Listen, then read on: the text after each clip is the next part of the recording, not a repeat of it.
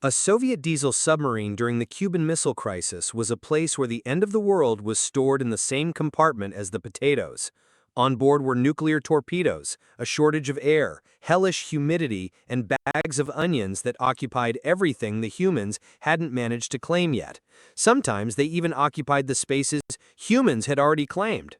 This was ordinary naval life. Sleeping in an embrace with potatoes was a perfectly viable survival technology here.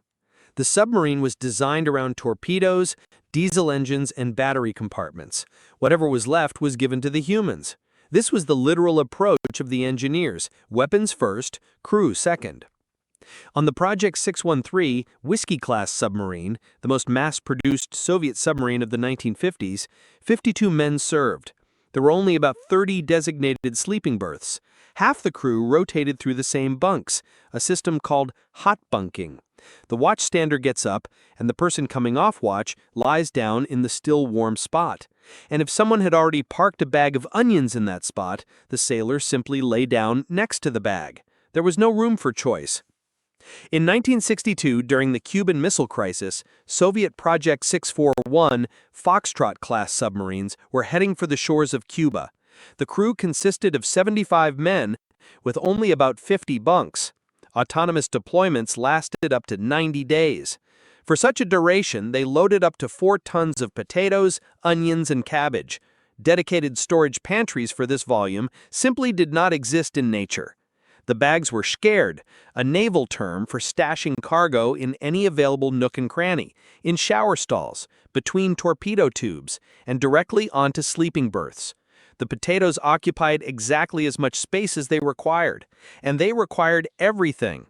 As for the reason why a sailor slept specifically embracing a bag rather than just next to it, the answer lay in basic physics. A submarine in a surfaced position is an extremely unpleasant vessel. A narrow cigar-shaped hull, violent rolling, and sharp pitch angles during diving and surfacing. If a 40-kilogram bag is lying next to you on a narrow 50-centimeter sailor's bunk and the boat tilts at a 20-degree angle, that bag turns into a projectile. It falls on neighbors, spills open, and bruised potatoes in a confined space begin to rot within days. Rotting vegetables release carbon dioxide and heat, and the spoilage spreads like an avalanche.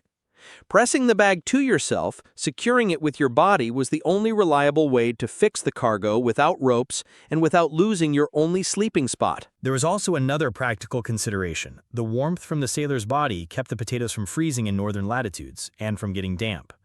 Potatoes that were cared for stayed fresh longer, which meant the crew received vitamin C from real food, rather than from pharmaceutical supplements. By the way, it wasn't only Soviet submariners who had to resort to such measures. On the German Type 7 U-boats, the same domestic hell reigned supreme.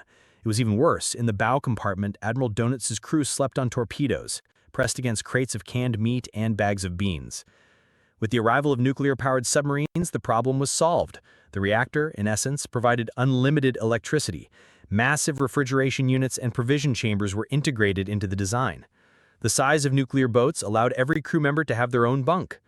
On the Project 941 Akula Typhoon-class cruisers, the largest submarines in history, gyms, saunas, and swimming pools appeared. By the 1980s, sleeping in an embrace with potatoes had become a naval tall tale. Old, worn officers told these stories to young nuclear Navy sailors while sitting in air-conditioned wardrooms, just to show them what the real iron fleet of the diesel era was like. Humans generally tend to imagine history as a parade of bronze and steel, but in reality, it almost always rests on something entirely earthly, on soup, dry clothes, a warm corner, and a chance to sleep for at least a couple of hours.